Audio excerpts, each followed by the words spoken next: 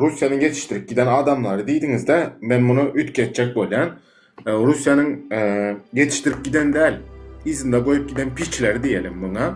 Yani hakikaten hem piç, ezik, enes atası belli olmayan, bunlar bir züvvettin deyip fikir ediyen sebebi yukarıdan buyruk giyilen zadı. Yani öz kellesinde analiz edip bilmeyen triyapkalar bir topar, analiz edip bilmeye de yani haysı zat has doğru ya da has adalatlı deyilen bir değerlendirmeni öz kellesinde edip bilmeyen triyapkalar ne medyada hüküm sürecek kolyalar.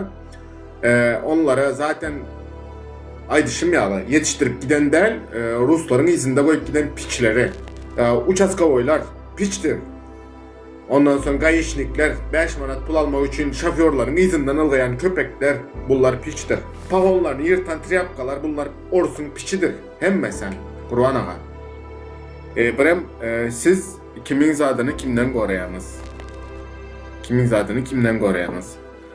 Ondan sonra insan yukarıdan buyruk gelen halatında da vicdanı bilen şu buyruk vicdanında şu gelen buyruğu öz vicdanında analiz etmeli de bu kimin için neyme adalatlı şu ediyen işim adalatlı mı ya da değil mi değil. Sen eğer azıcık da vicdanın var olsa sen bunu öz vicdanında tereze çekmeli de ediyen işim doğru mu ya da yanlış mı? Sen anasını satayım kayışnik ya da bir neyme bolsan diyelim uçaskavoy bolsan bir senin bir duruşun olmalı abi.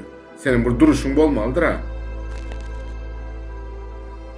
Sen o zatların önünde yok oradan buyruk geldi deyip patkalayımçılık edip olmalı değildir ha o.